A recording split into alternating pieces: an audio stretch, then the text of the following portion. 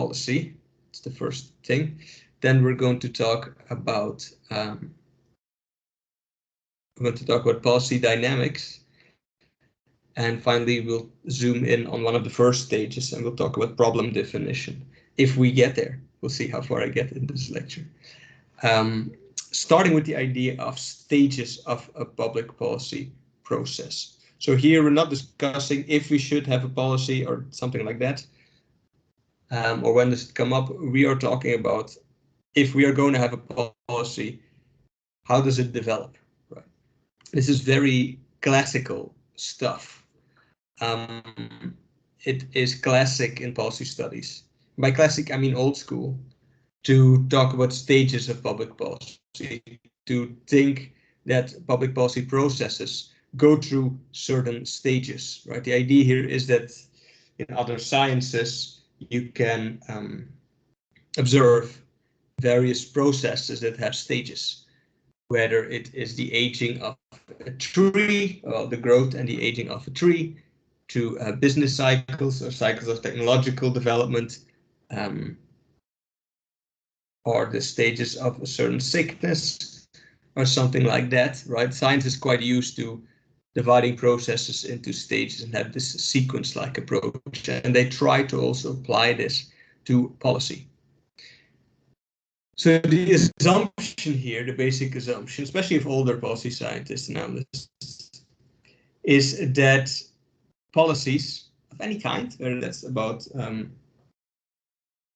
park management, towards prison management, to the development of new security policies, that all these policies go through a certain sequence. There is some kind of cadence, some kind of rhythm to policy, or at least that it should go through it, right? You can have this both as an empirical and a normative claim. You could say there are, if you look at policy, there are certain steps of a process, certain stages, or you could say, well, there should be certain steps, right? This is the protocol. We're supposed to develop policies like this. Maybe it's not happening, right? But this is what you should do in an ideal case.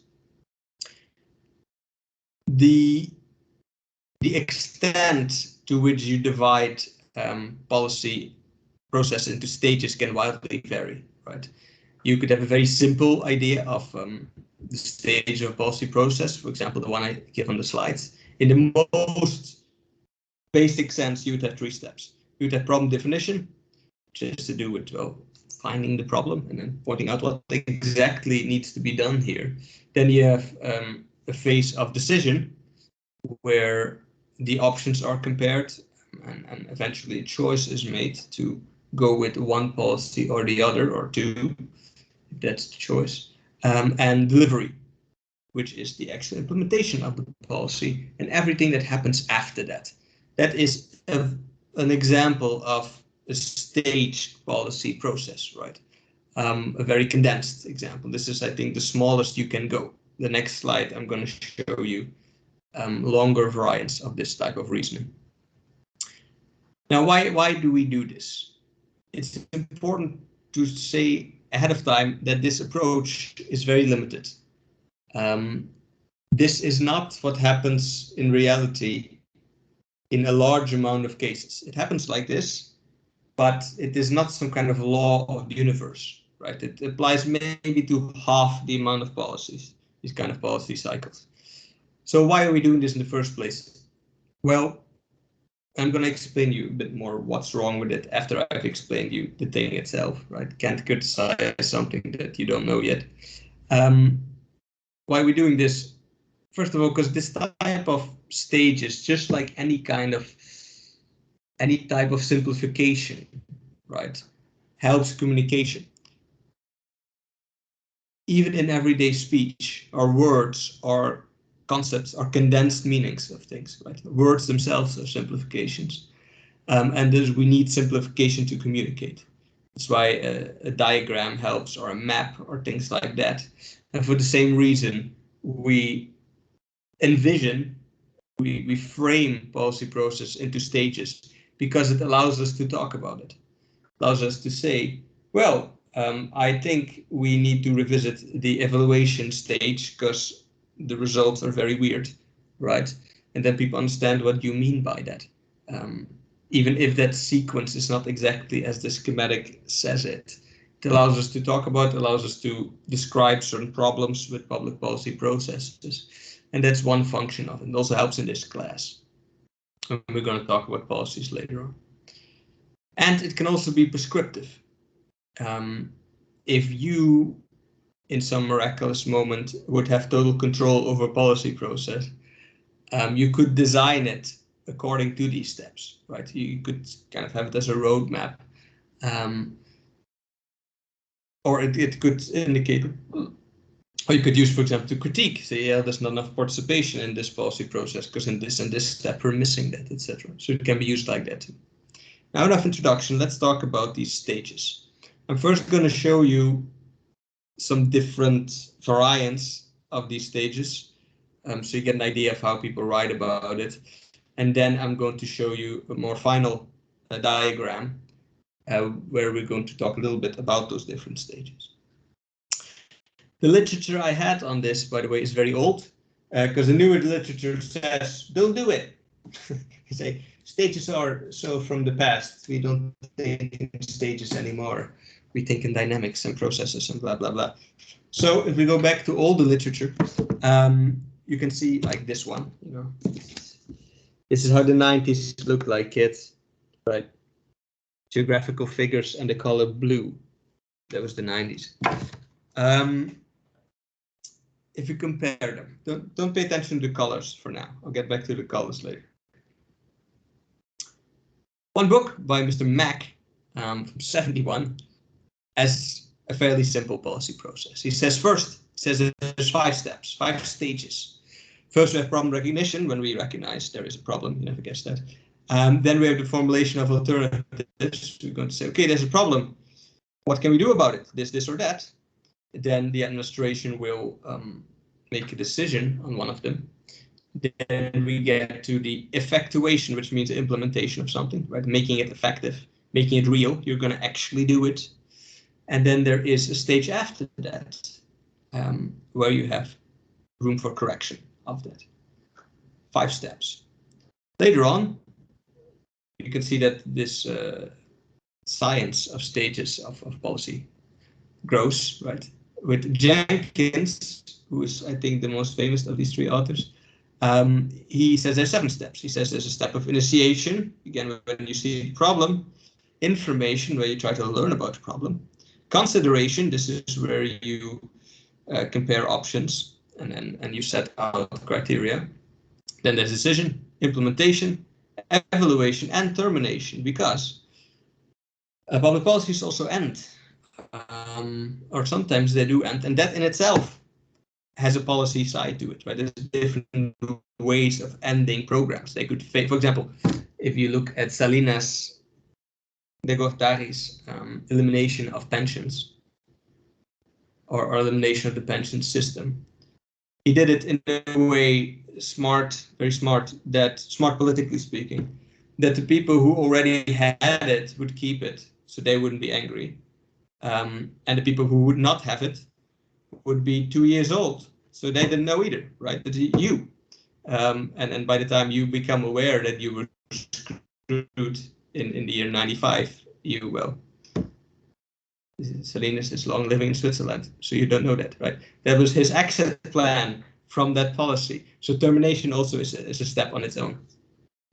And then we have the most advanced from the blessed year of 1984, where I was not there yet, even that old, of Hawkswood and Gunn, who divided in 9 steps. There's the issue search.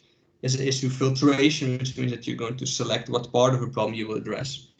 Then you have issue definition. You say what exactly is the problem here. Then you have a step of forecasting, where you say, well, what if we don't solve it? What's going to happen, right? You're going to sketch some scenarios on what could happen. Then there is the step where you decide how to decide. So you set objectives and priorities. You say, we're looking for this type of policy, right? We want it to be cheap. That's the most important thing. Or we want to be effective at all costs, right? Whatever it takes. And then you have options analysis, where you are making the choice, you're comparing and you're choosing. Then you have implementation of the policy, evaluation of the policy, and then again a choice to either go for policy maintenance, which means you keep it, succession, which means you go for a better plan that you cooked up in the meantime, or termination, where you just give up on that policy. Now, why did I show you these three side by side? So you could see that they're roughly saying the same thing, just in slightly ever more complex versions, right? Basically, it's still the three steps I said on the previous slide. You have problem recognition, that's in blue, right? It just gets more complex. The first one just says problem recognition, and by the last one, there are three different steps. You have the part of the actual decision making, where the actual policy making, where you decide what policy it is, including learning about it, looking at different options, and deciding. That's in red. And then at the bottom, the green band is whatever happens after that, right? The actual implementation of the policy, the use of the policy instruments, and the life cycle that the policy goes into from the moment it is born till the moment it is ended, if that ever happens. Now, next I will go to yet another version of this and talk a little bit more about the steps. So this is the policy life cycle from this book. This book is from 1995. You weren't there yet, but I already was. So we're getting closer to the present. It's almost relevant. Sorry. So what they say, I think, is still true. First of all, this has the idea that it's a cycle. So that policies can lead to new policies. So it's a circle here, right? We start with the problem and the problem definition. This, in my opinion, is the most important step of the whole process. So starting with the problem. Problems are different from things that are going wrong. A problem is a thing that goes wrong that you care about, right?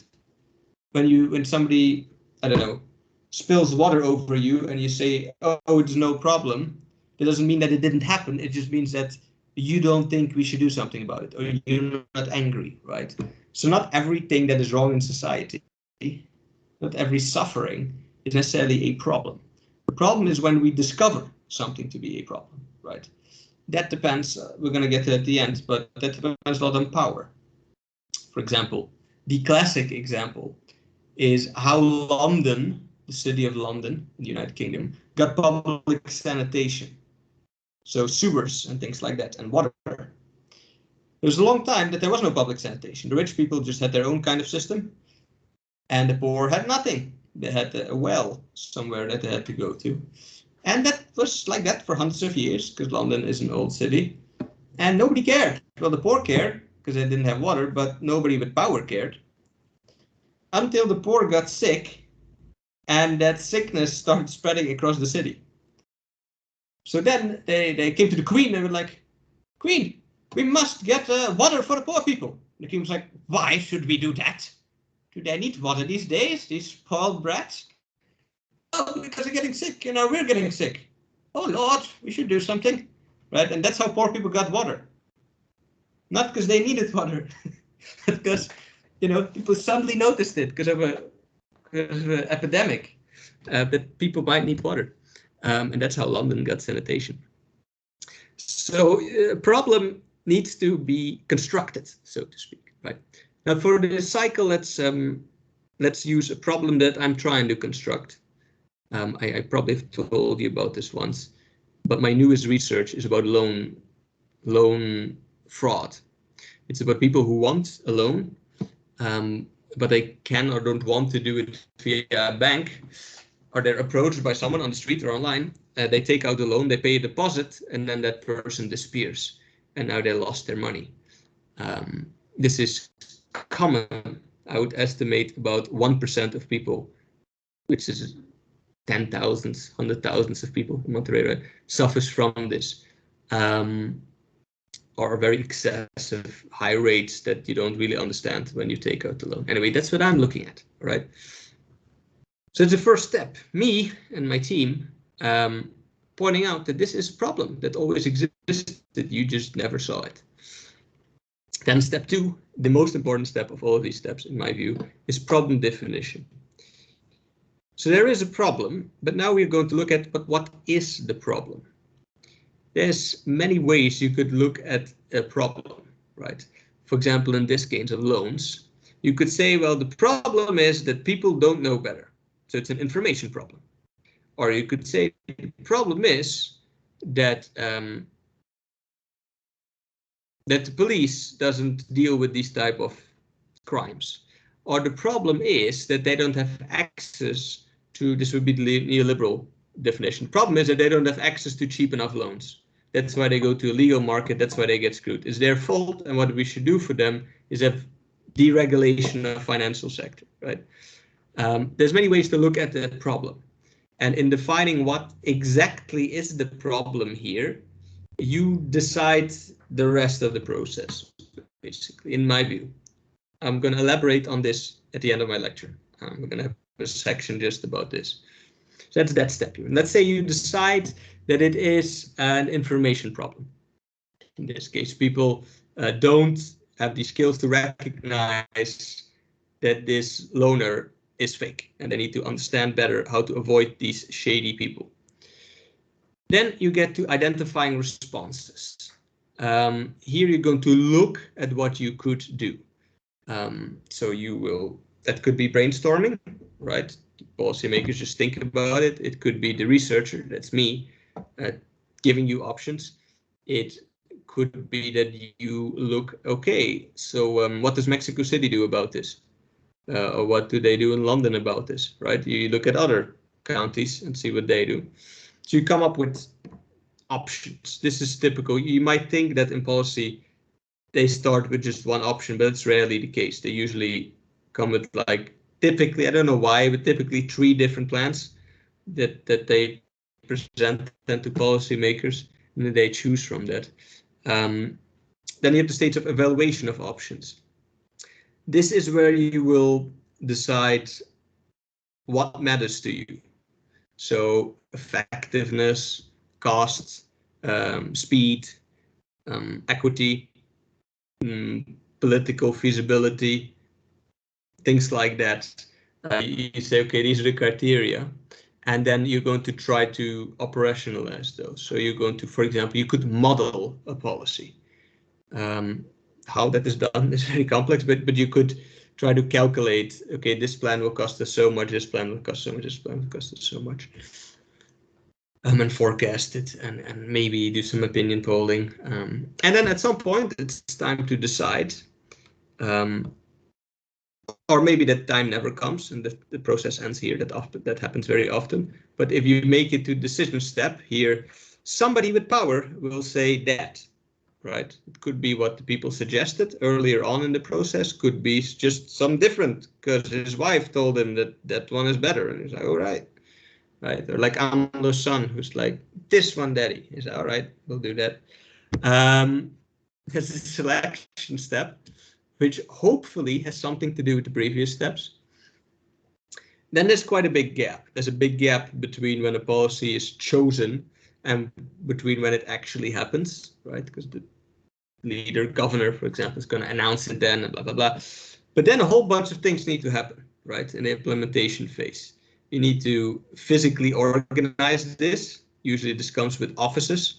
You need to build a bureaucracy. You need to recruit people. You need to instruct these people on what to do. Then you get all these practical problems, blah, blah, blah. So that's the implementation phase. This is a quite long phase until it's done. And that in itself could take years, right? For example, Insabi is still in implementation phase. It's still not fully there. Now, once you get it somewhat running, then you would end eventually in a, if you're not ignorant as a government, you would have some evaluation step where you see, okay, is this working? Or is it at least working for us? Is it meeting our criteria, right? You have all kinds of evaluation. We'll talk about that in another class. I'll teach a class about policy evaluation. right? Because you have your own objectives, but maybe people care about something totally different about it. And then one of two things happen. Either the thing is successful, or most likely you find a new problem, and then the policy cycle starts again, because then you'll start doing something else. For example, in the thing I said now.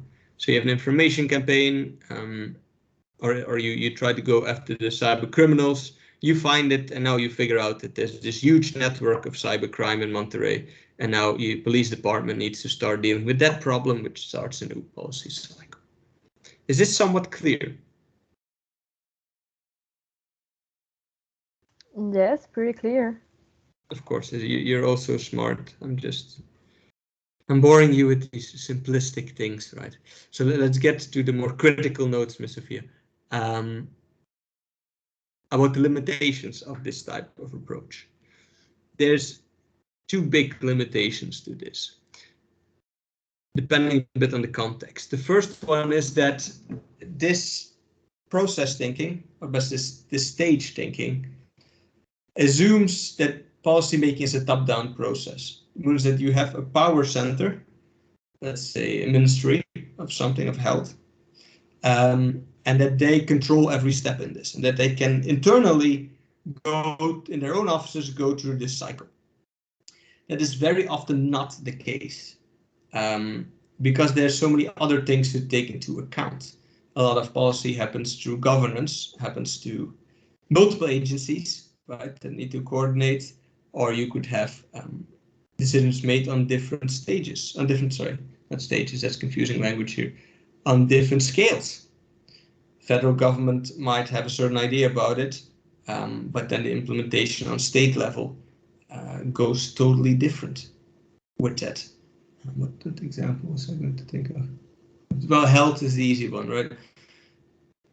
Federal policy, if health is made via federal policy, but is implemented on state level.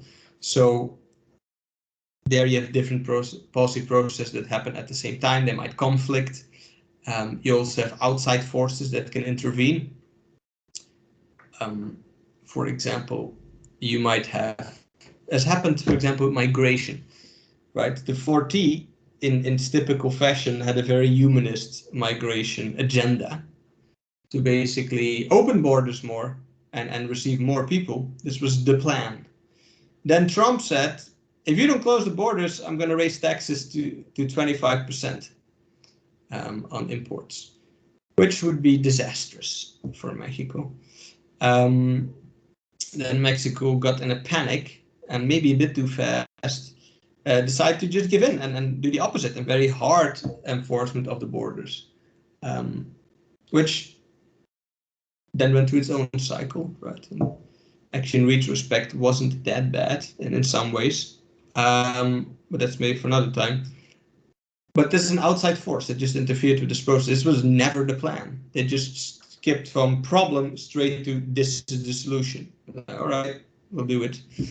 And the other thing that's problematic with the stages is that since it's top-down planned, there is no democratic side to this, besides the election of the one who plans it. But there's no room for consultation, for participation in this process, at least not how it's classically conceived of, right? Because then you would also have bottom-up dynamics, and it doesn't become so clear anymore. That's what we'll talk about next class. We'll talk about participation Wednesday. You might say, yes, that is true for very liberal societies like United States or Canada, for example. It's indeed not that top-down. But you have other societies. You have societies who are more centralized. Mexico already is a bit more centralized than those countries. And France is much more centralized than Mexico is, because it's not federal. And China is even more centralized, right? So in some countries it is more top-down. So the stages do apply. Yet you still have a second problem here that applies even in China. That is the idea that you would have this static sequence of stages, which is simply not true. Very often, it's not clear in which stage a policy is because they happen at the same time. They are still gathering information where they're already thinking about implementation. They might make the decision without taking into account anything. Sometimes the decision even comes before the problem. As in, we want to do this, we just need a reason to do it. And then they find a problem that they can solve, right? You want to spend more on the army, but you need a reason, so you invent some kind of conflict with the country, and then the problem is there, and then you can do the policy that you plan to do all along, right? Or the problem definition might change. This can happen at any point. This can happen at evaluation, this could happen during implementation, it can happen somewhere in decision making, that you certainly start to see perceiving the problem differently. And then all these stages get messed up here. It's difficult for us to analyze, but that does happen. And politics can intervene at any point.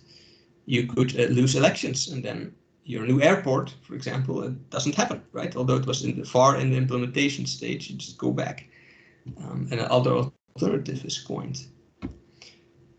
So, or you have the plan ready, like happened with Obama so many times, and then Congress doesn't want it, and then you have to go back to the drawing table and come up with a different policy.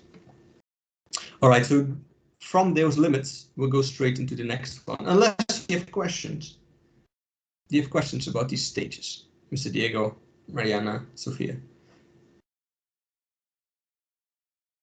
Honestly, I got a little confused in the first point of the static succession. First point of what? Of the static succession, where it says there are often no clear stages. Yeah, I just made a typo mistake. Nor a fixed order, nor order fixed order. That's wrong. It should be nor fixed order.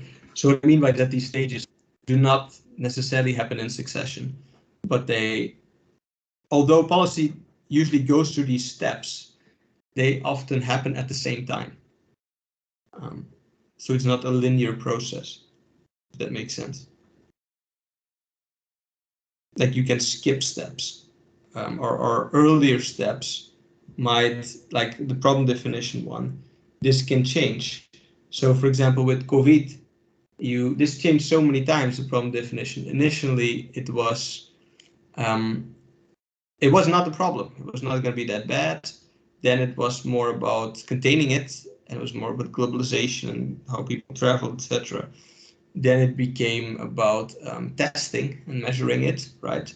Then Lopez Gattel tried to change the entire discussion by talking about nutrition and saying so many people are dying because they're in bad health already. Nobody wanted to hear that, although he was right, but he got slammed, right? Because that would give us responsibility. We didn't want that. So then it changed to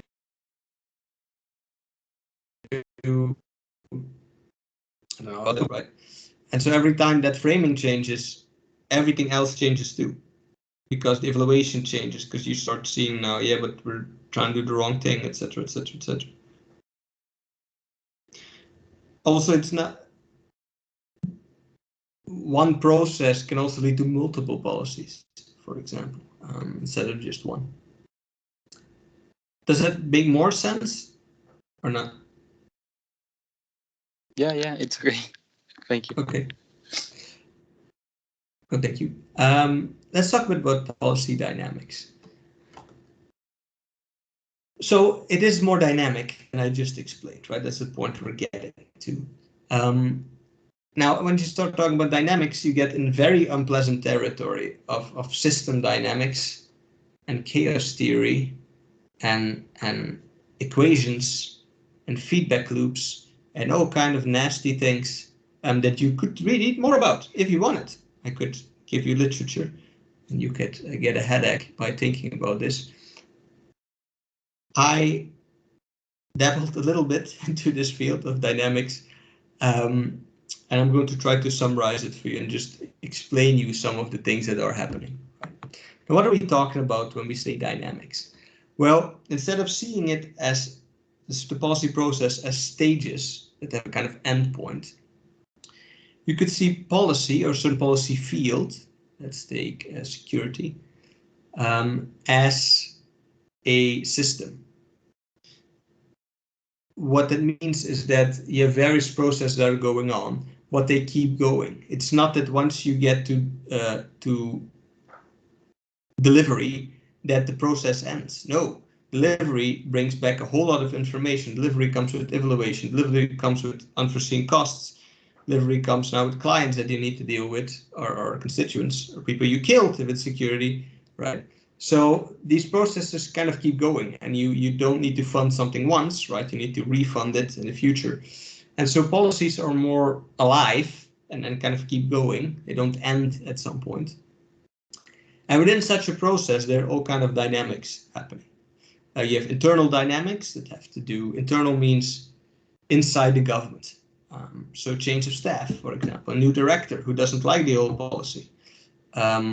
Or maybe your workers that you were depending on syndicalize, right? Maybe talk about education, and you have a syndicate of teachers and they start changing the policy.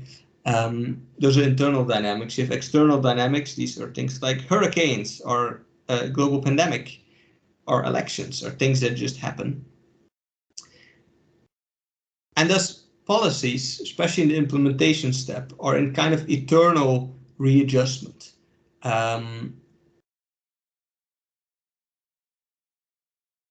Where of the policy again starts to change the policy. You get certain loops that we will talk about. Now I'm going to talk, this is very vague, I'm going to talk about 3 types of dynamics. There are more, but let's keep it manageable. I'm going to talk about 3 dynamics. I'm going to talk about learning, I'm going to talk about negative feedback loops, and I'm going to talk about positive feedback loops. This is all not that complex in practice.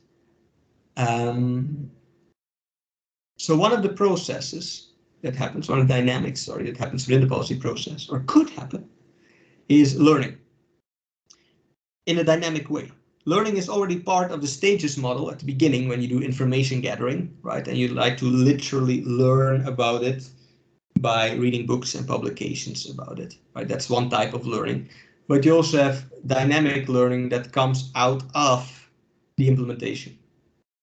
For example, trial and error learning. You have a policy, doesn't work. You try something else, doesn't work either. Now you learned that those things don't work, right? And your information gets better even if you fail. So for example, a very small scale example, you want to set up some employment project with Indigenous people and you want to meet on Friday evening. And it's Friday evening and nobody comes. So your project failed. You think, well, it's because these Indigenous people, they really, and it turns out they do like the project. So that's not a problem either. Until you figure out that in this tribe, all politics are discussed on Sunday. And so if it's not Sunday, they're not going to come to the meeting. They're working, right? This is a literal example, by the way, of Chiapas.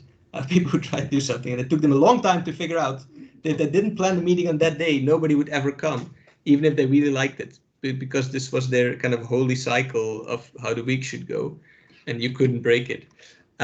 So that is learning to trial and error. You fail, you learn more, and the policy hopefully gets better. This is, of course, dependent on you wanting to learn, right? So policy failure is not that bad if you learn from it, but you need to have an ideological interest in learning. You're going to read a text about a month called Maximum Feasible Understanding, which is about how policymakers in the West refuse to learn which poverty projects don't work. They do the same thing over and over again every 5 years. It always fails. For example, asking poor people to set up their own services. It never worked. It's still not working and probably never will work, but they will keep trying it because somebody's like, oh, what if we do this? Like, yeah, let's do it. And then they forget that 5 years ago they did it again. So you need to want to learn, but if you do, that could be a dynamic process and your policy will get better, not through success, but through failure. Another type of learning is interjurisdictional learning. It's an expensive word from learning from your neighbor. So this is if you're trying to decide which policy. You would look at options, right? But certain options exist in other governments close to you. So, for example, in Evelion's case, something might exist in, let's talk about, I don't know, water management. Something might exist in Texas. And I give you 5 options, but only one of them exists in Texas. That in itself will make that policy more likely, because policymakers have a tendency to copy things that already exist because they know it will work. It feels less of a risk. And that depends how much contact they have with those Texan policymakers. If they see each other often and they're like, oh, this crazy professor, he's talked about that thing. And they're like, oh, we actually have that. Does it work? Yeah, it works great. Oh, well, tell me more about it, right? That will mean a lot more than me giving a PowerPoint presentation on it, for them to hear it from a guy like them. So that is another dynamic, because that's not necessarily part of the process or of the planned process. That just entirely depends on who your neighbors are. And that will again lead to learning. But the general rule is the more contact there is with policymakers that have done it, the higher chance you have of doing that. So that's one way. If you want to push a policy, you could try to bring those people in contact with people who already did it, and that should increase the chance of them copying that behavior. So learning is a quite simple policy dynamic. Let's talk about things slightly more complex. Let's talk about feedback loops. Feedback loops is when your policy does something that in turn changes your policy again, where the output changes the input, to put it more abstractly, of a dynamic. And you have 2 types of loops here. You have positive and negative loops. Negative loops, or balancing loops, mean that the outcome of your process is going to, how do I say this fluently in English, is going to push back the direction that your policy is going in. It's going to slow you down. So policies or policy fields have different directions. For example, in drug policy, drug use policy, drug consumption policy, you could have a more punitive direction where you punish, or you can have a more preventive direction, right, where you try to avoid. Any drug policy is going to tilt more to one or both sides. A negative feedback loop would push it back. So you have a very preventive policy, and that then fails somehow, and then that would then mean you to go back towards a punitive one. That's what a balancing means here. Negative feedback loop, push back on the direction a policy is going in. How can that happen? Well, in a big sense, because you lose elections. It is typical that the party in power loses power. It is normal. That doesn't always happen, but it's a kind of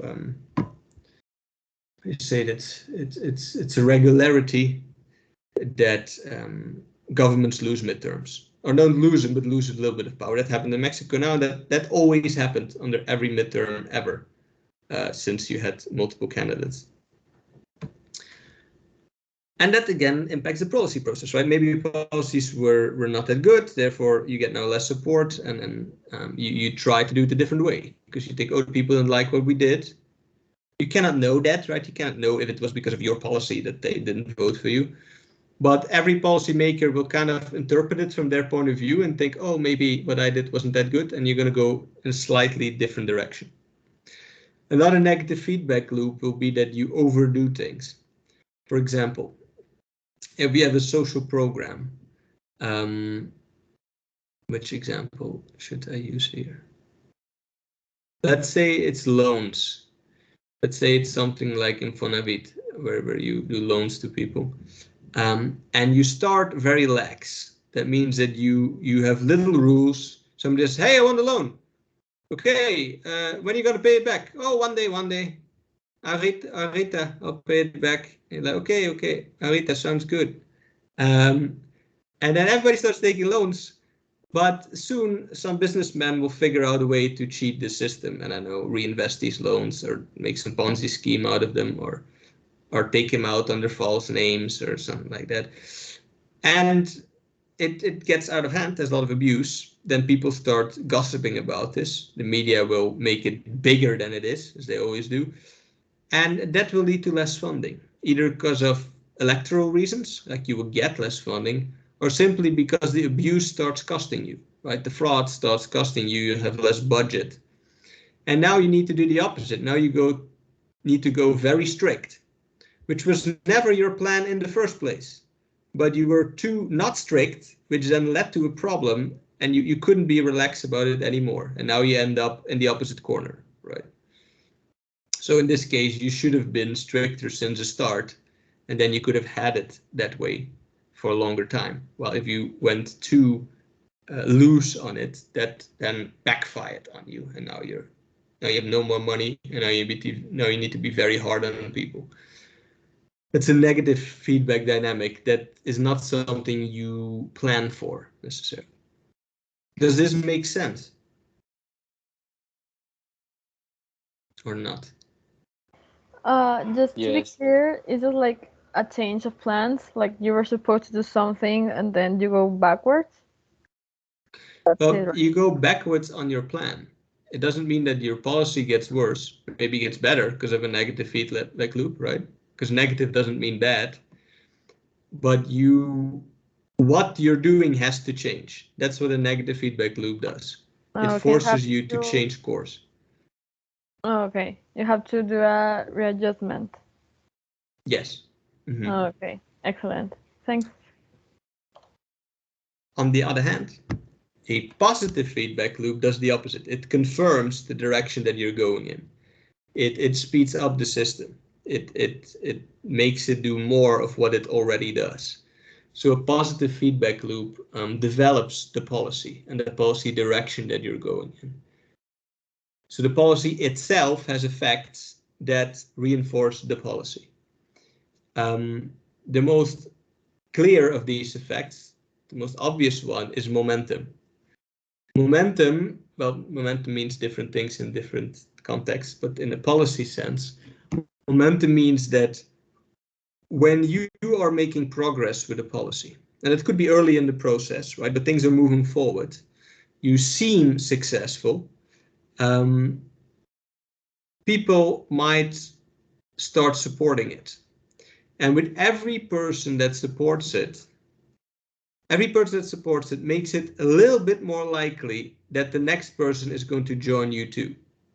That is momentum. Every support you get makes getting the next support easier. Every step makes the next step easier because you have more mass, you have more momentum, you go faster, right? And in the logic that the first step is the most difficult one, and then it gets easier, right? So that could be because more people join you. It could also be the variant of that more people stop resisting you when they see that momentum is on your side. So, for example, let's say that our current government, wanted to roll out some, what field should I talk about now?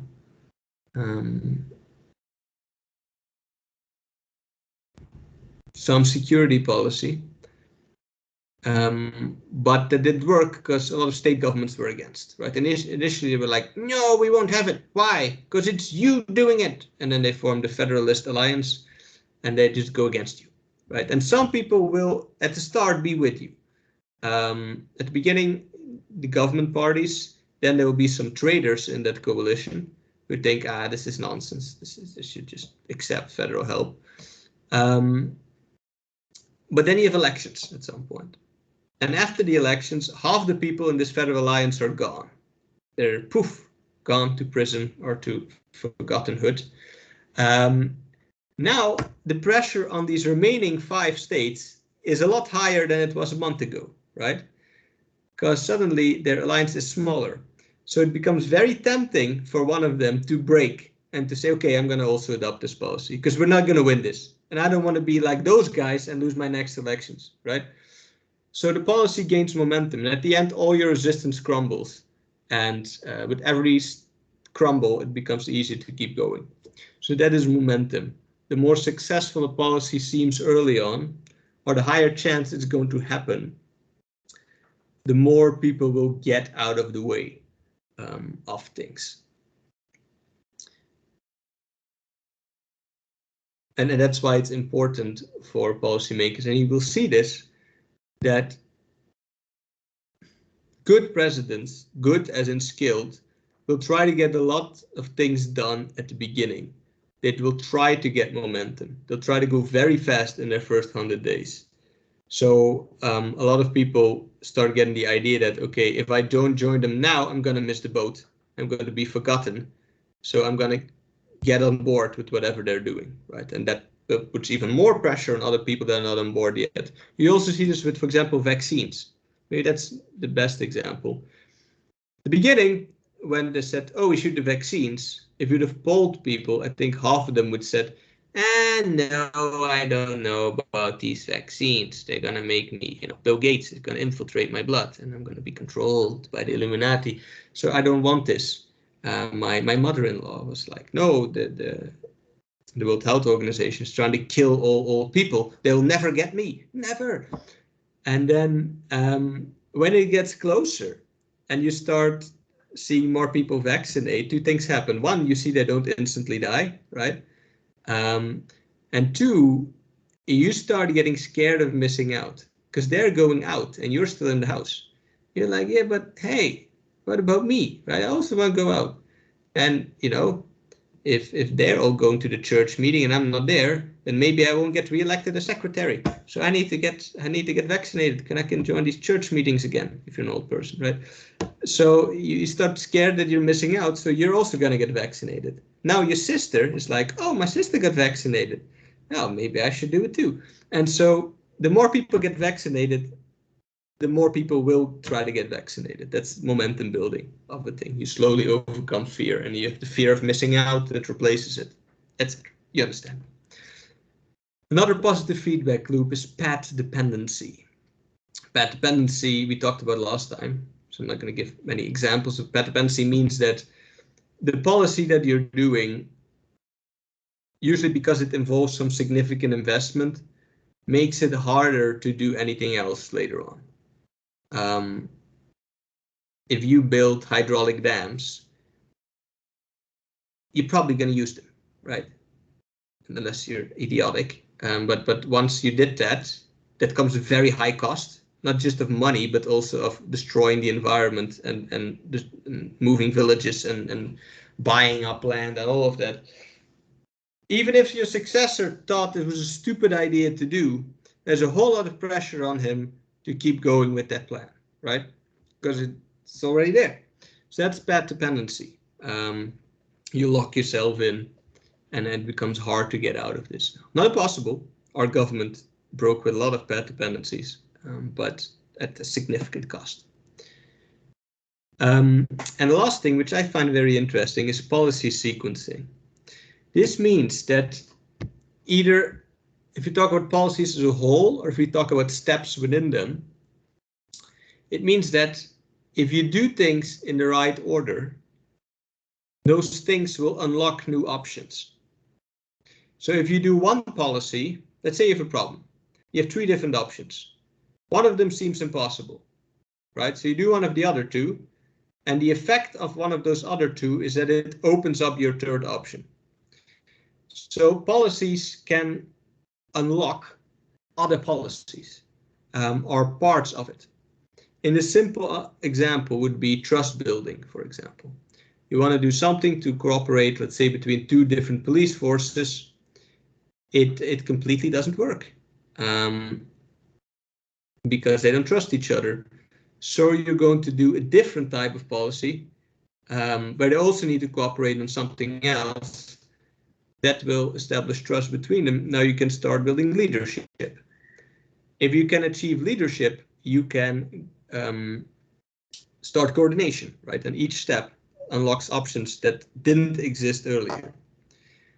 On the grander scale, for example, if you talk about security policy, if you talk about a state like Sinaloa, for example, let's say you want your standard police enforcement. That means the police gathers information, kicks in your door, and hits people over the head, right? That never worked there for the main reason that they'll never get past the first step of gathering information, because nobody knows nothing and they won't talk to you, right? They know nothing and they won't talk to you for two reasons. One, they know you're corrupt. Two, they need the narcos because they have no other source of income. So these farmers are never going to tell you who exactly the boss is, you know, because they depend on the boss. So if you would approach this problem, what the government is doing, let's say the government is right for a second, right? Their logic is right. Their idea of policy sequence is the following. First, we need to solve corruption, right? Which starts by getting that state. And once we solve corruption, people will maybe trust that if they call the police, that, you know, the police won't come to them to arrest them instead of the people they're calling for. And the second thing they're going to do, once you establish that, when people start trusting the state, you're going to roll out social policy, like Sembrano Vida, which helps farmers. Once you've helped farmers and they're now on your payroll, they will feel more likely to betray the local drug lord. And then you can finally start arresting people because you now gain the trust, right? So these three policies, which are totally different, if you put them in a dynamic system, they influence each other, right? Social policy, administrative policy, and police policy somehow in a chaotic way unlock each other. Does that make sense? My example? So that, to me, this is very interesting because it opens up very complex puzzles of what is the order in which you're going to do things as a government. And that apparently matters. So this is just part of what is called policy dynamics, right? Positive feedback loops, negative feedback loops, learning. You have other things that, like, I half understand, like chaos theory, that I prefer not to go into. But do you have any questions about these type of thingies?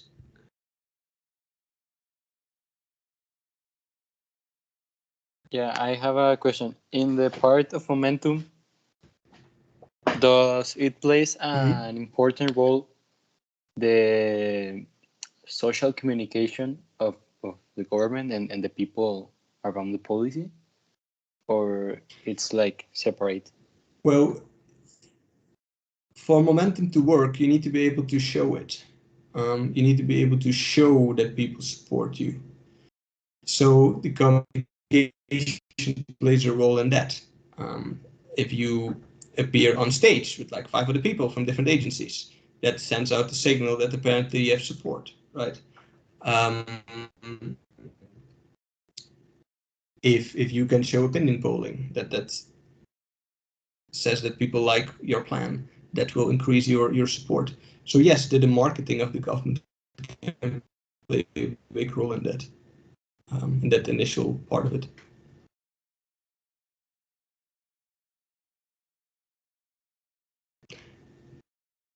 Do you want to add something to that? No, I think it's okay. Like maybe could be a separate policy, like the communication part. Yes. Yeah, you have policy marketing as a whole different thing. Maybe we could talk a bit all the time. I'll see if I can fit it in. Because yes, that does. But there's different layers to it too, because there are different stages of the process in which you do this marketing. Right? It's very different when you talk about implementation. It's about getting people to sign up to doing something. Again, this can turn against you, right? It could trigger a negative feedback loop where you have a certain budget. People know about your policy. Now everybody wants it. That breaks your budget, and now you have to stop. So it's not always in your advantage to be popular as a policy, although generally it is. Now I wanted to take the last part of this lecture to talk about problem definition. and agenda setting. When we talked about the stages of public policy, I said that I can say definition to be the most important part. I'm going to explain to you a bit why here, and that's the one I want to zoom in on a bit more. We'll get to other things later, or things like evaluation, etc. There will be separate classes. For now, I want to talk about the beginning of the policy process a little bit, and how people start seeing something as a problem. All right, let's get into this. Problem definition is the most important thing because it is one of the things that certainly doesn't happen automatically. You see, problems, as I said earlier, problems don't just appear. That's not how it works. It's not that there is a problem and now you need to deal with it. For you to deal with a problem, it must be first politicized. As I explained already, just because somebody has a problem doesn't make that a political issue, right? Someone needs to argue that this problem is also bad and that it is not a private matter, that it is not something that those people should just deal with on their own. You can have very bad things that happen that are not political problems. If I don't know what's going to happen with it, but today a building blew up in Mexico City, right? If there was, because they left the gas open, then this, no matter how big it is simply not a public policy problem, right? And you could try to make it one if you talk about, I know there should have been inspection or something like that. But it's not evident just because something happens, even if it's dramatic, that it therefore is a problem that public policy must care about. For that, it must get noticed. Somebody must pay attention to this, right? Typically, problems of weaker groups can exist for decades without anybody noticing that this is so. Especially in my field of poverty, poverty isn't always visible, right? You, for example, in Belgium, I live in the poorest neighborhood actually of Belgium, but if you would go there during full lockdown, you wouldn't really notice. You would notice that not a lot of people have a car. Okay, you would notice that, but like the houses look nice, not nice. They look big. They're very tall houses. But what you don't know is that there's 6 families living in each of them. You cannot see that from the outside, right? And that this whole family living in a room and they only eat once a day. You don't know that because the infrastructure looks quite nice because it was built in a different era when there was a rich neighborhood in the past. So not everything is visible. At some point, it must become noted by someone. And that's where the problem actually appears, right? This could be scientists, this could be journalists, it could be people really complaining about something. It could be politicians, or sometimes a problem doesn't exist and people just make it one, right? Ricardo Anaya tried very hard to make alcoholism amongst the poor a problem, which statistically does not exist, but it exists in people's minds, definitely. And that's now an invented problem that then, well, he's not in power, but if he was, they need to deal with. You get a whole policy about that. So problems themselves are constructs, is basically my point. There's a difference between bad things, issues, and problems. Problem is a recognized issue. Now, besides deciding what is a problem and what's not, right? The question of problem definition, that means what exactly is the problem about this?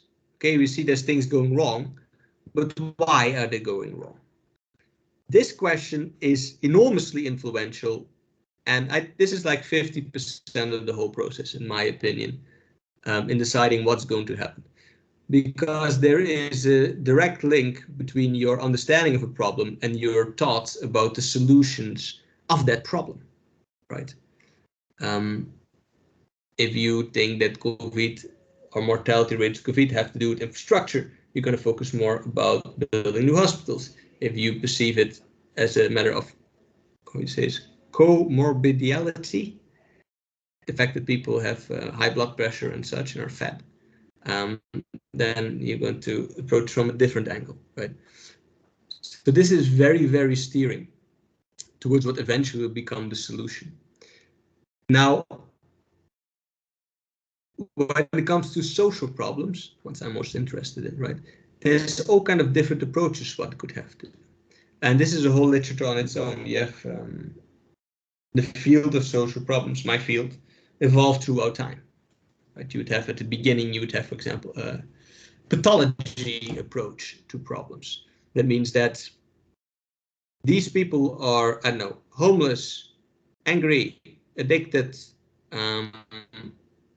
whatever. There's something wrong with these people, right? And that's bad for society.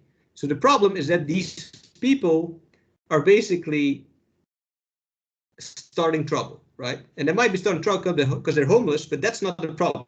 The problem is that they're misbehaving, right?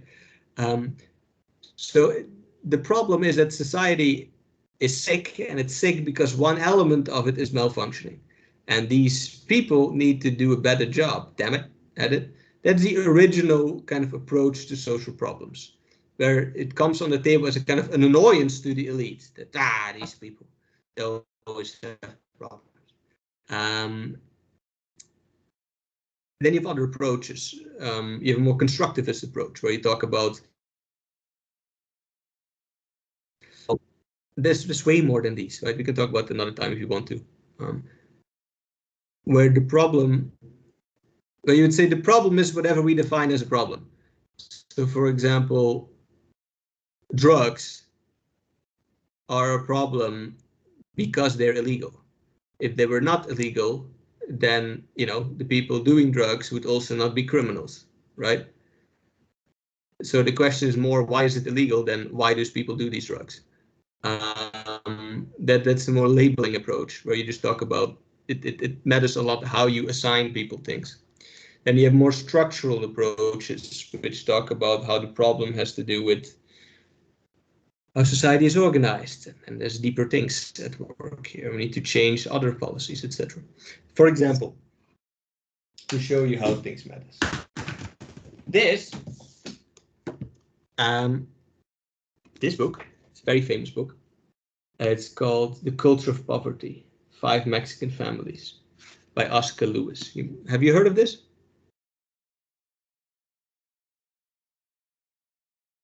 Nope. Okay, good. Yeah, that's a good thing, because this book is very problematic. What this book does, essentially, is study poor people, and the claim of it is that wait, let me back up. The author of this, Oscar Lewis, is a socialist. He's not a neoliberal. Socialist, almost communist political orientation. His claim is capitalism, but he writes this in the introduction. He says capitalism leads to poverty, and poverty leads to poor people over a long time developing a different type of culture with different values than the mainstream, usually a diluted version of them, you know. That's his point. So poverty leads to different culture. And poverty only happens because of capitalism. But that's not the main point, right, of his book. That's just what he says in the introduction. His main point is studying these people. This book is about Mexico, as it says, Mexican families. But an American policymaker found this book, opened it halfway, said, aha, these poor people, they're so different. That's why they're poor. He took it, he started saying, this book got like 10 editions of it, triple platinum, whatever books can go. It became very popular in the US. And people, this is a kind of book that people talk about without having read it. You know, like in 1984, people also talk about it, but never really read it, but use it as a metaphor. This book works like that. Like people perceive just because of the cover that, oh, the poor people, they have a different culture. So they reversed the message. The message was poverty leads to different culture. They took different culture leads to poverty. This book basically created the war against poverty, which was all about re-educating the poor and family values and this type of things. Oscar Lewis was so pissed off, he moved to Cuba at some point. It was like, fuck you guys, I'm telling you that this is not my book. And anyway, that's a pathology approach, right? At some point, let me explain some other evolutions in the same field. At some point, definitions of problems can become the problem. For example, you have I'm talking about US now. You had a very influential work, a bit earlier than this one, called The Negro Family. I don't have it, I haven't read it, actually, that one. The Negro Family studied basically single mothers, black single mothers, and interviewed them about how bad their ex was. And it kind of paints the picture that the problem is that black people don't stay married. That's the problem.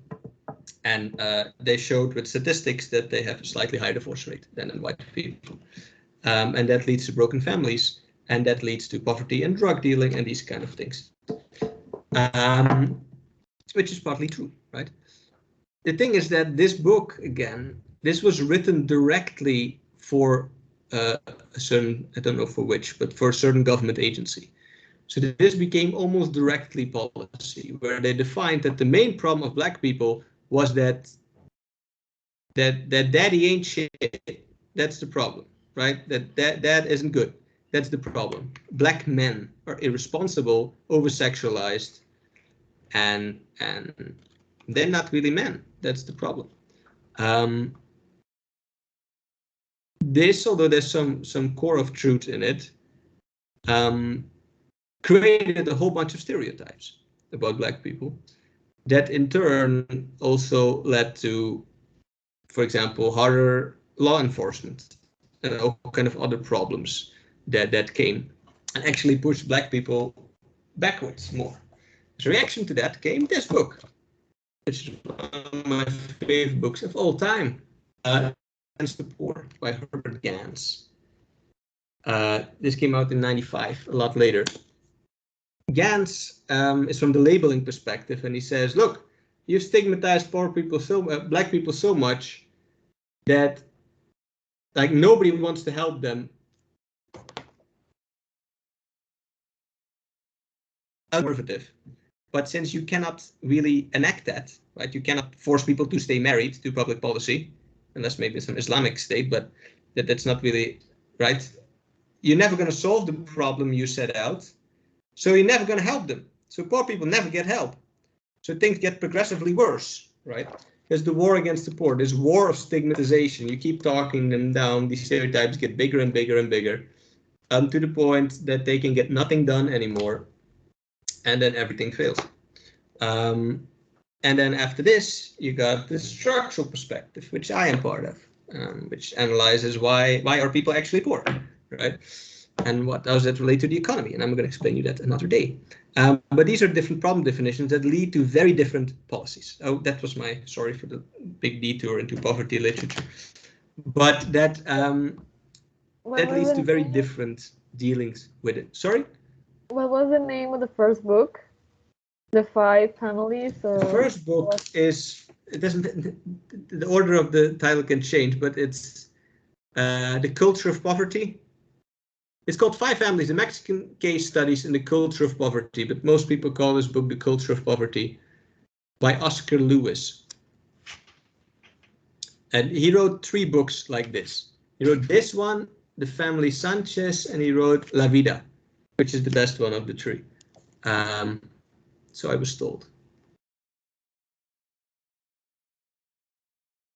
Okay. It basically talks about, well, how poor people cope with things, how they deal with life. But in a way, it was written very unstrategically. That is very easy to take this and twist this story into something it's not. That's why this book has kind of a bad reputation. So anyway, the problem definition, as I now explained, is very influential and therefore is very political. A lot of politics is about fighting of the problem definition, right? Is this information problem? Is it a problem of values? Is it a problem of redistribution, right? So this is very politicized and determining. Well, what plays a role in this? Among other things, media. So let's talk about that next. This is a whole field, right? Media influence on policymaking. I reduced it to half a slide. So mass media is very influential, not necessarily in shaping opinions of people, but in setting the agenda. Not telling people how to think, but telling people what to think about. It is quite influential in. Even today, because social media, you still share content from real media. So real media still kind of sets the agenda, right? It plays a big role in constructing these problems, right? And in the problem definition, and also in telling people who is who in this problem, who are the good guys, who are the bad guys here. And this goes a lot into the word use. They do. Now, to oversimplify things, because I'm not going to go too deep in this class is not about media. Talking about three functions that media fulfills when it comes to agenda setting and public problem definition. Keeping in mind, by the way, that media is not just news. Media is also fiction, right? Fiction also, maybe even more sometimes, shapes our imaginaries about social problems, right? It doesn't need to actually be real for a lot of people to have thought about it. So what can it do? First thing that media does is gatekeeping. Gatekeeping means that they, and that means the editors or the boards, can decide which stories and which stories don't become popular. They have to cover everything. If you're anything of a real newspaper, you have to cover all news, but you decide how much you cover it and for how long, right? So they can enhance or repress stories. If they think, for example, let's take two stories of alleged corruption. The picture you see here is a picture of a PAN senator pocketing whole bags of cash, right? The other bags are off the camera. And apparently he gets these every month and he hands them out to his friends. These are like whole bags of cash. This story ran for 2 days. And I don't know what even happened. I don't know what happened to this man, if he's still there or not. But that somehow it just disappeared, right? They caught him on camera live, like this man is an elected official, live with enormous amounts of cash in plastic bags. And it somehow disappeared. At the same time, you had the story of AMLO's brother, who received an envelope at some diner, right? With, I think, 200,000 in it, which was a campaign violation, because you cannot have more than, I think, 50,000. Although there was an envelope, and this man has whole bags, sport bags full of cash, that story ran for months, right? Of Pio. You all know his name, I think, now. So the media can decide which stories they have to cover everything, but they can give relative importance more than some others. And that's gatekeeping. They'll do that depending on their interest. We have the same on the left, although the left doesn't really have much media, but they will try it nonetheless. The other thing media does for agenda setting is dramatization. So the first thing in gatekeeping they do, because of explicit, let's call it mafia de poder type links, right? They defend the interests of this group pays them not to do that or to do it. In dramatization, they're not influenced necessarily by any certain actor. They just know that if they make it more dramatic, more people will consume the media. So it's for their own bottom line, regardless of what other people think. They can dramatize certain events to sell more. Typically, this will happen in seasons where there's not a lot of news. So you have a story that is not really that important. Like one person shot the other person, or somebody's dog went missing, but then you know, the dog is very cute, and now everybody cares about the dog. And people are like, well, what happened to the dog? And this becomes like this whole story about the dog. And then at some point, the governor has to make some dog searching force or something to deal with it. This is a fictional example, right? But it could happen. And media often does that. And lastly, in a more positive light, media can help give visibility to issues. Issues that you would know about because you never go to those places or you never talk to those people. But if those people somehow are able to tell their story to either a journalist or some scientist that then knows a journalist or a politician that knows a journalist, media can have a function to give visibility to things. And it doesn't have to be real. Like media could make, for example, one of the most hidden problems in Mexico is the illegality of domestic staff. 90% of domestic workers do not have a contract, right? Although these people are literally around us physically all the time, they're also invisible at the same time. And so nothing is ever made of this. But yet the movie Roma, for example, which was about domestic staff, right? That's, I'm not saying that triggered anything, but it could have started a discussion about it, even if it wasn't real, right? It could make it visible even in fiction. The suffering of the domestic employees. And the government took a bunch of actions there, right? The outsourcing thing, giving the possibility to pay health insurance even if you have an illegal contract, things like that. And that was not because of Roma. They planned this all along. But Roma definitely gave them some momentum. It gave them a hook, let's say, right? That you could talk about this because people just saw the movie and okay, that this helps push the policy. So those are all things that media does. Of course, as I said, media can get things wrong as well in their framing, right? To go back to the previous issue of problem definition, one thing that my wife once studied was that there was, what was this?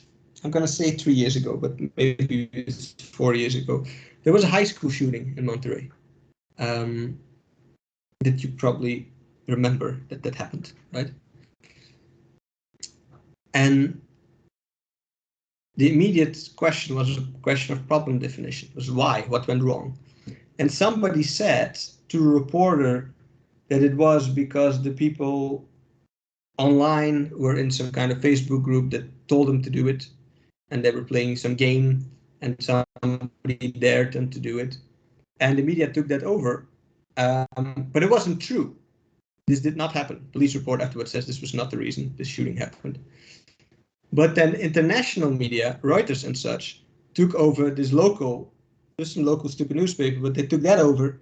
And so the global narrative about this shooting was about video games and social networks, which was not what happened. It was just somebody on the street, this reporter says, some old person like, hey, what do you think happened? Well, I heard. And then that's how it happened. So that's, well, that kind of slowed down the investigation because of this totally wrong lead, right? So media doesn't always get it right in their frame. I just want to add that. And again, that's matters of policy definition. Now, related to this is public opinion, of course. Media doesn't necessarily shape public opinion, as I said before, in the sense of telling you what to think, although they do tell that, but you don't necessarily listen. But they will control what you're thinking about. They will control what the discussion is about. Because you have to kind of go along, because other people are talking about it too, so you need to have an opinion on it too now, right? So media can influence public opinion. Public opinion, in turn, can influence public policy. And the other way around. Public policy influences public opinion, right? AMLO's very explicit in this. That's why he has the Mañaneras. He starts every day. Everybody has to follow, right? The media has to cover him. That will set the agenda for the day. Then people start complaining about it. And then they're complaining about that thing and not the other thing he didn't want them to talk about. So he can use public opinion or you can use policy to kind of influence public opinion, but usually it goes in the other direction, especially because we can measure public opinion. Public opinion in itself doesn't matter as long as you don't know it, right? And people know that smart people, policymakers know that experiences of public opinion are not reliable, because you talk to people who usually share your opinion. So you can think, well, the people think this, and then you're in like a 5% minority, but all people you know think that, right? But if you can measure it with opinion polls, now public opinion becomes a lot more real, right? And that's what we do. We newspapers poll people on issues, and that generates actual public opinion, as in a more objective public opinion, rather than what you've heard. And that can either give support to certain policies or oppose them, depending on how policymakers go with that. What's important here is that public opinion itself is a process that is cyclical. Something dramatic will happen, media will pick it up, public attention, will rise, then something needs to happen. Then either that happens or simulation of that thing happens. Like the president needs to do something, and either he does something real or he just pretends to do something because he knows that public attention will also go down again, and people start caring less, and then they will have forgotten about that. It can phase out. How strong public attention is, we can talk about that too another time, depends on a lot of factors.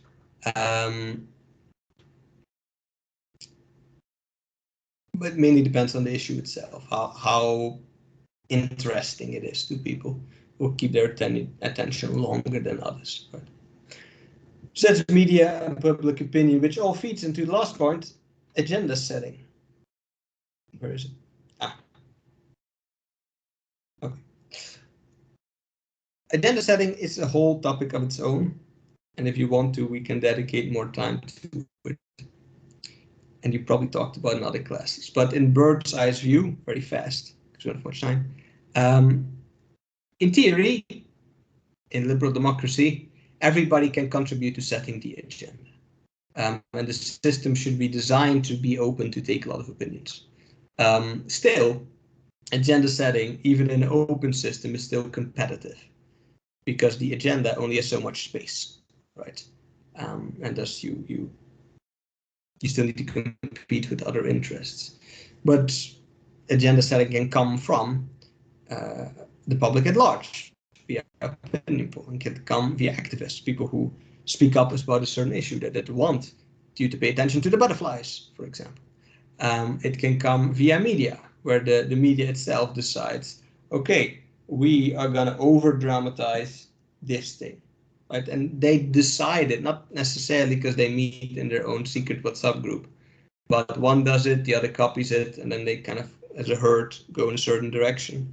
So media can do agenda setting, right? It can do it together with the activists, as you saw in the case of the feminist side, politicization, for example. This was both a big protest, but more importantly, it's the only protest ever that got 24/7 media coverage, right? It's about 80,000 people. There have been far bigger protests that you've never heard of. So it was a combination of media saying, we're going to focus on this, and also activists on the ground doing their part and making enough noise. And that changed. That put it on the political agenda. The government had to react to it. It could also be consultants and interest groups. Depending on how your political system works. We talked about that already a bit. But typically they will be quite powerful in setting the agenda, especially in a more open system. But sometimes they fail, right? They wanted, for example, when COVID started, they wanted the government to take loans from the IMF to give money to the big companies. So it was a failed attempt at agenda setting by the interest groups. And then you have the government itself, which is usually the main actor. The government itself, of course, has their own plans. And they don't need to do agenda setting because they own the agenda, but they need to you have multiple agendas. You have their agenda, you have the media's agenda, you think what the people are thinking about, right? It needs to put their policy on those agendas too, and push it out so it comes back to them, right? They start saying it, people start repeating it, they say, see, the people are saying it, and thus the circle is round. So they play a role too. Now, all these and many more groups can influence the agenda. However, in practice, there's a large difference between groups. In practice, those groups are more organized and have more money, more power, will typically have control over this. So if you look at this today, these are groups that are to do with security. In US, gay lobby is very strong, feminist lobby is very strong, defense lobby is very strong, financial lobby is very strong, health lobby is very strong. So you have a number of groups that just happen to have a lot of powerful people in them, right? If it has to do with biological characteristics, because you have so many people, right? Like gay people, there's gonna be a few rich amongst them, so that helps, because it's random in that way. But other groups, black people, poor people, Hispanics, etc., are weakly organized, especially in the case of poor people, because they belong to groups that you don't want to be part of. So you're not going to organize. It's not like poor pride. That doesn't exist, right? Because nobody's proud of being poor. So that's going to be weaker organized. So they all try to do this, but it depends on the power struggle, how the agenda is formed. That I'm going over it very fast. That we can study in a lot more depth if you are interested in that. I didn't know if you already saw agenda setting or not in another course. Last thing I want to mention about this is that agenda setting is a two-way process where you're trying to get it on the agenda of the government. You're trying to get your problem definition to be accepted, trying to trigger public policy. But the government can also resist this. Right? Not doing policy is also policy.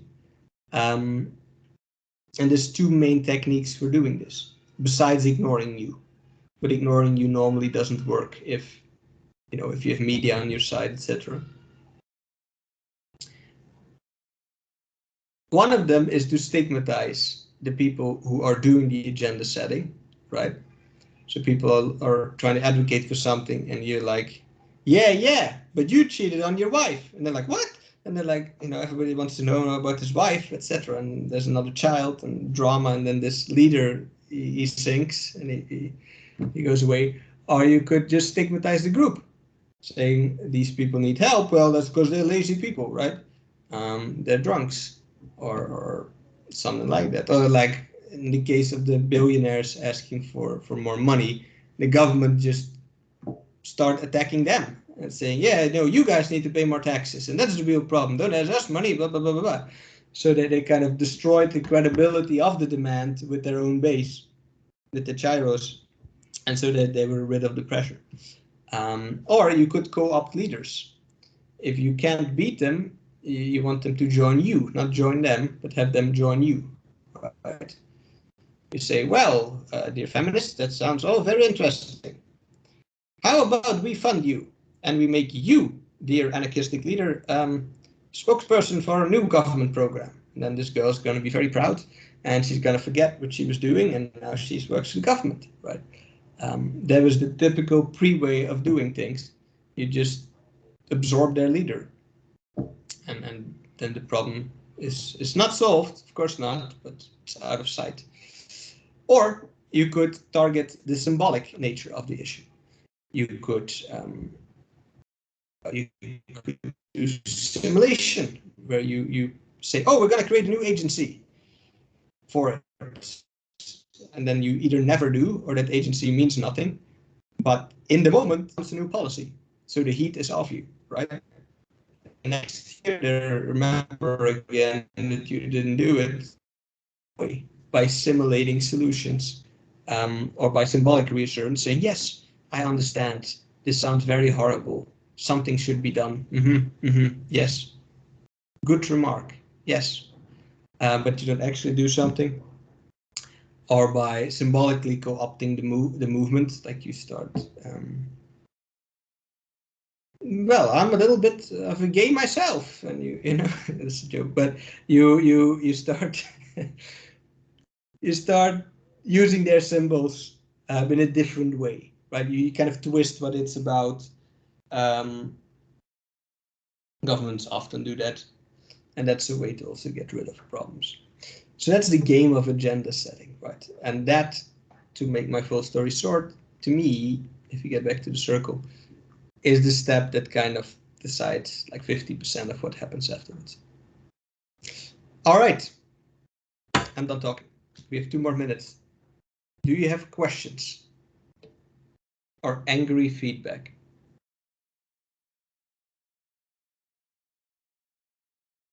I have a question regarding the part of different approaches to social problems, where it says pathology, labeling, structural. Yes. Can you repeat? How do you understand the labeling part? Labeling means that the way you talk about a problem will constitute a problem. This is the easiest to understand in legal terms.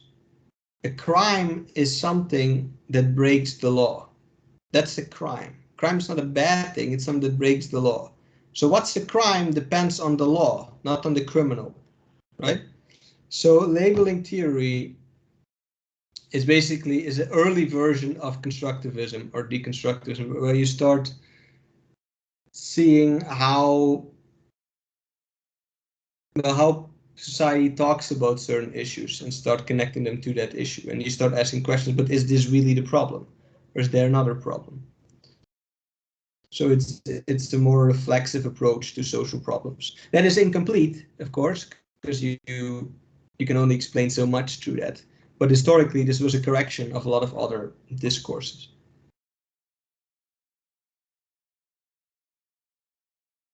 So maybe it can be at some point mixed with the pathology thing, or no? They're very different. Labeling is a reaction to pathology. Pathology says there's a problem because people are misbehaving, or they're wrong. Something's wrong about people, and that constitutes the social problem.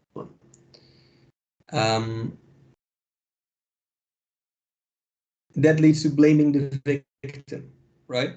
By the way, the phrase blaming the victim comes from the debate I just told you of the Negro family. Blaming the victim is the title of a 1970 book that was written about that book. So the words blaming the victim come from this debate. It's a psychologist who wrote that book, talked about how we tend to blame people who have problems for their problems, therefore not dealing with the problems. And labeling is a kind of builds on that thought, but it pays more attention to language.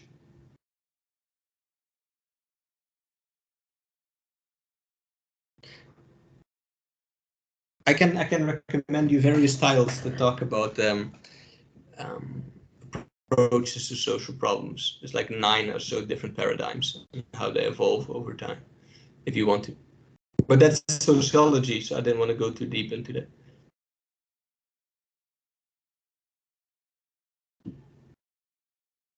Okay. I think that's clear. Okay, I'm going over my time, so I'm very sorry, ladies. You have to go. All right. I hope you learned something. Did you learn something?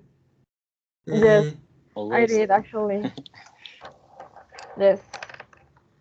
All right. Worry, Dr. We always learn with See you Wednesday. Goodbye. All right. Goodbye. Bye.